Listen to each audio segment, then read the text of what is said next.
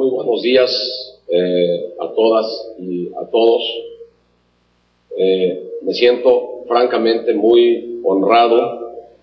de poder compartir con ustedes esta mañana algunas reflexiones en torno a la desaparición forzada de personas desde la perspectiva del derecho internacional de los derechos humanos. El tema que voy a tratar lo voy a abordar desde una perspectiva técnica. La cuestión jurídica para muchas y para muchos puede resultar tediosa. Mi temor es precisamente excederme en las cuestiones técnicas y hacer que se pierda el verdadero dramatismo que implica el fenómeno de la desaparición forzada de personas. Tenemos que, y esto de algún modo es una disculpa previa que presento a ustedes, en el sentido de que la cuestión jurídica a veces resulta técnica y fría, pero la orientación que tiene que tener es precisamente la búsqueda de la justicia, la búsqueda de la verdad, y en el caso de la desaparición forzada, más todavía el tema de la verdad es fundamental, y el tema de las reparaciones y el tema del dolor continuo, permanente, de las víctimas indirectas de este crimen, como son los familiares de los desaparecidos. Y esto es algo que no podemos perder de vista los que estamos involucrados en cuestiones jurídicas al hacer nuestro análisis. He decidido resaltar algunas cuestiones específicas que son relevantes en el desarrollo del derecho internacional de los derechos humanos en torno a la desaparición forzada de personas. El primero de los puntos que quisiera tratar a ustedes es el relativo al perpetrador de este crimen. Bueno, y debo decir que he elegido algunos de los temas que quiero tratar con ustedes en razón también la relevancia que estos temas que he elegido puedan tener en el contexto no nada más global, mundial, que es a lo que se encuentra enfocado el grupo de trabajo, sino regional y particularmente colombiano, en la medida en que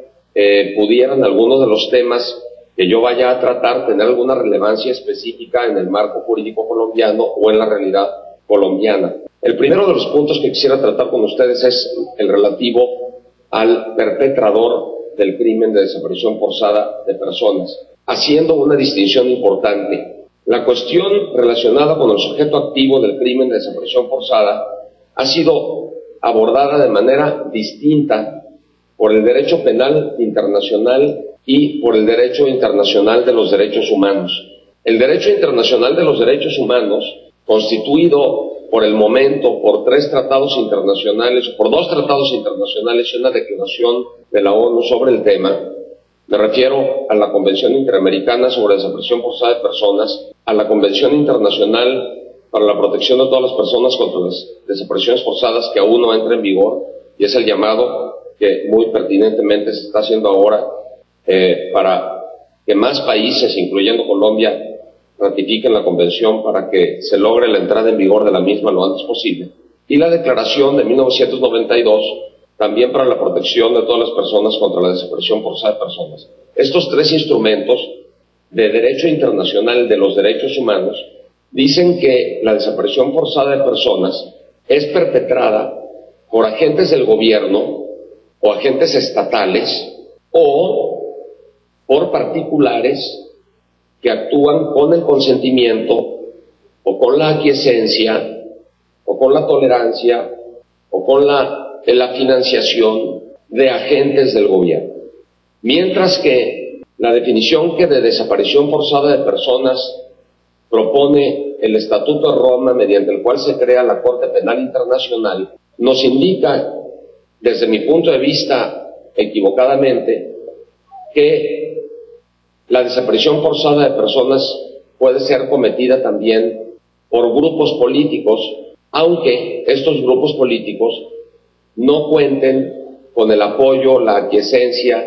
la tolerancia del gobierno o no actúen en contubernio, en connivencia con actores estatales. ¿Y por qué digo que desde mi punto de vista esto es incorrecto? Pues porque la desaparición forzada de personas desde la perspectiva del derecho internacional de los derechos humanos es claramente un crimen de Estado. Y los que tuvimos la oportunidad de participar en las discusiones, en los trabajos preparatorios de la Convención Internacional que está en proceso de entrar en vigor, recordamos claramente que en las discusiones del grupo intersesional mediante el cual se estaba discutiendo el texto de esta convención, estaban las discusiones del grupo intersesional mediante el cual se estaba discutiendo el texto de esta convención, estaban algunas delegaciones de algunos estados que promovían con mucha fuerza el que la definición que se contuviera en el artículo, que finalmente fue el artículo 2 de la convención, incluyera a agentes no estatales como posibles perpetradores de este crimen. Y uno se preguntaba, ¿y por qué tanto afán de estas delegaciones gubernamentales por convencer a los participantes de que la definición incluya a agentes no estatales como perpetradores del crimen? ¿Por qué tanto afán?, se preguntaría uno. Y a primera vista uno podría decir, bueno, está bien ampliar la definición, porque al ampliar la definición e incluir dentro de la definición a agentes no estatales, lo que estamos haciendo es proteger más. Parecería acorde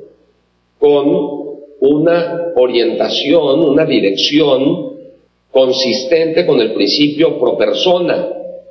es decir, elegir aquella interpretación que proteja más a la persona o a la víctima, obviamente, de la desaparición forzada. Y en la medida en que se amplía la posibilidad de que este crimen sea considerado tal cuando sea cometido por agentes del Estado como cuando sea cometido por agentes no estatales, a primera vista parece que se está protegiendo más. Hay algunas legislaciones penales que incluyen a agentes estatales como agentes no estatales como potenciales perpetradores del crimen, entre ellas la legislación colombiana.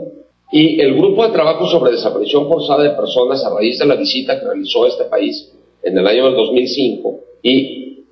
a lo que me refiero es algo que es público porque se encuentra ya reflejado claramente en el informe que el grupo de trabajo emitió en su momento y sobre el cual el gobierno colombiano tuvo la oportunidad de expresar sus opiniones sobre el mismo. Es un documento público.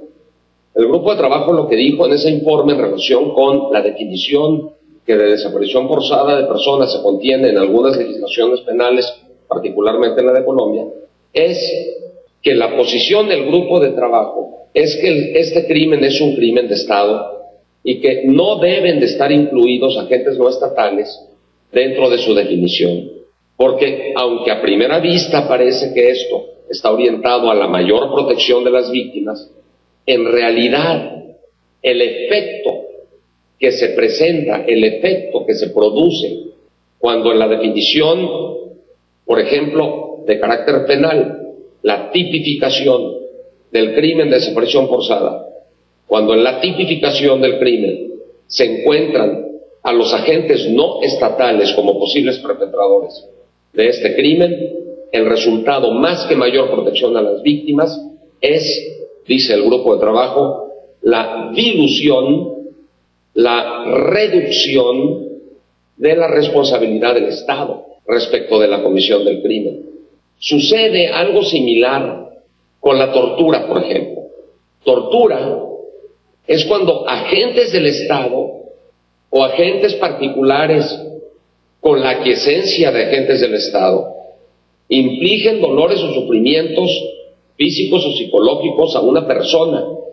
con cualquier fin, sea para obtener información, para castigarla por un acto que ha cometido o se sospeche que se ha cometido, por algún motivo de discriminación, por razones de investigación criminal.